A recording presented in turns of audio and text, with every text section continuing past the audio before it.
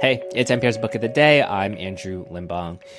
Any immigrant or immigrant family knows that citizenship can often feel like the last piece of a puzzle. You spend years and years jumping through hoops, filling out this form and that, making sure your T's are crossed and your I's are dotted, just for that one piece of paper that puts you on the other side of that line. The official document that says you were once this and now you're that.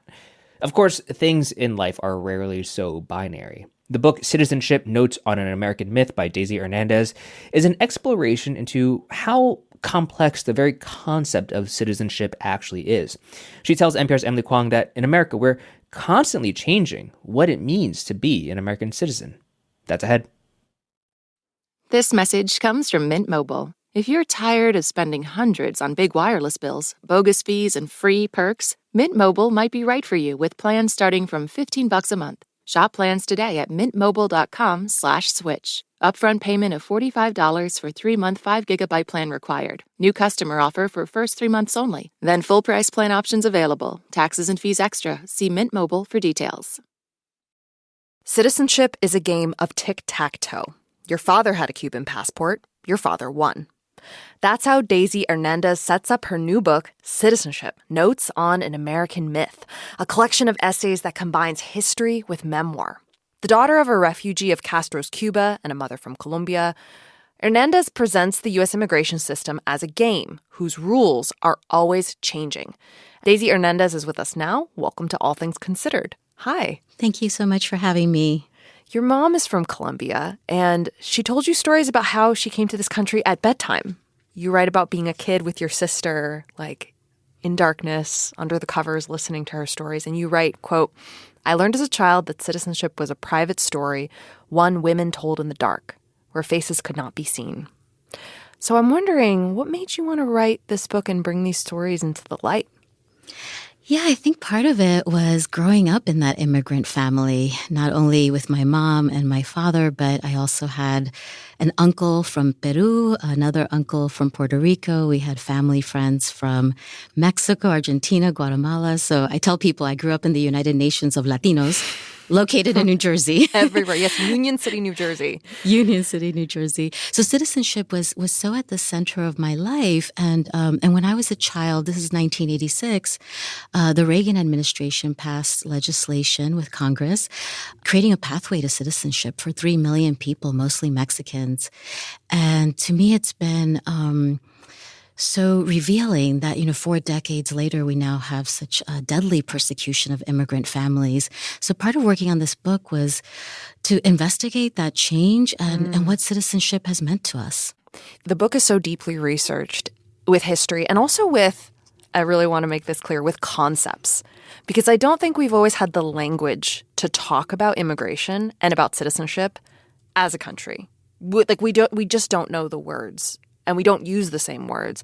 And one concept I found really powerful is the idea of social citizenship. Can you describe what that is? It's a type of citizenship that not all citizens have. Yeah, this harkens back to the work of the sociologist T.H. Marshall, who was looking at the history of England and so described the trajectory of citizenship, starting with civil citizenship and the right to own property, to have free speech, to then political citizenship, which the right to have your vote. Yeah. But then social citizenship he saw as emerging in the 20th century with essentially having, I think he called it the right to a civilized life. Yes. But what is your access to medical care? What is your access to education? Does everyone get equal opportunities for this? And it really gave me the language to think about, what many people of color in the United States experience, which is a very limited social citizenship. It means that, yes, we don't all have the same access to schooling, to medical care, to housing.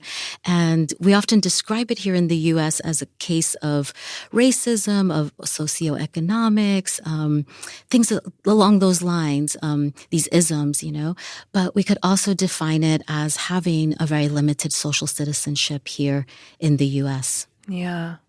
Well, that reminds me of a line that really got me when you talk about marriage as a pathway towards citizenship. And you say, and you have a sweetie and of your own, but you said you write, quote, "I didn't want to marry my girlfriend who had a job with health insurance. I wanted to marry my mother to give her health insurance, to extend her social citizenship in that way."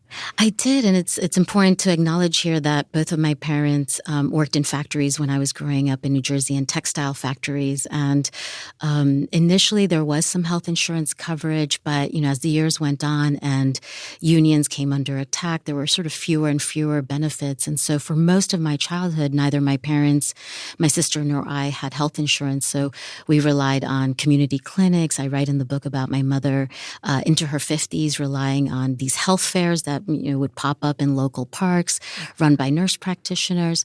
So there was so much that we did not have access to. And for me, when I got my first job out of college, that was the first time that I had a robust health insurance plan. And I actually, called the insurance company to find out if I could include my mom and my dad and my sister and my auntie. You wanted to name them as your dependents? I wanted to name them as my dependents. And I still remember this very kind insurance representative on the phone with me who said, I'm so sorry, but you can't claim them as dependents for the purposes of insurance. And it was so painful because I only had that job, and this was a job in publishing, and I only had that college education because this whole family of people had supported me and made that possible. But they couldn't reap the rewards of their labors. Here you are kind of showing the ways that citizenship is almost like a social construct, like race, like gender. It can get remade. It can get rewritten by those in power. But there are those who say, no, citizenship is this well-defined legal status. There are laws about it, etc. What would you say to them? Yeah, citizenship is definitely not a single fixed status, and it just never has been. So when we look back at the history of our country, starting in 1790, Congress said you can only naturalize if you're a free white immigrant in this country. And then less than 100 years later, we had a civil war to abolish slavery and to determine the citizenship of Black Americans. In that time period, we created the Chinese Exclusion Act that led to the exclusion of almost everyone from Asia, from coming to the country, from naturalizing. In the early 1900s, women with birthright citizenship could lose that citizenship if they married a foreigner. In the 1930s, we deported more than 1 million Mexican Americans. Half of them were U.S. citizens during that time. And I would tell them, in the 1960s and 70s, when we had the civil rights movement, the gay liberation movement, women's movement, all of that was an expansion of social citizenship, right? It was an expansion of what citizenship could mean for those who had technically been born with it. So we have just been constantly changing what citizenship means. It's quite a reckoning we're having right now. And maybe every generation goes through this, but we're definitely going through this. And as far as your contribution goes, at the very end of the book, you reveal that a friend asked you, is it safe to produce a book about citizenship now? What ultimately brought you to the decision to keep going and publish this? I think that we lose democracy more quickly when we stay silent. And silence is what the rise of a fascist government wants. So I wanted to do my part, however tiny it might be, to keep our democracy alive. Daisy Hernández, thank you so much for speaking with us. Thank you. Citizenship Notes on an American Myth is out now.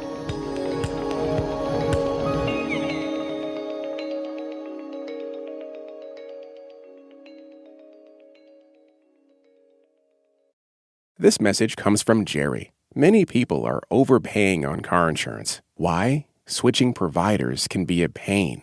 Jerry helps make the process painless. Jerry is the only app that compares rates from over 50 insurers in minutes and helps you switch fast with no spam calls or hidden fees. Drivers who save with Jerry could save over $1,300 a year. Before you renew your car insurance policy, download the Jerry app or head to jerry.ai/NPR.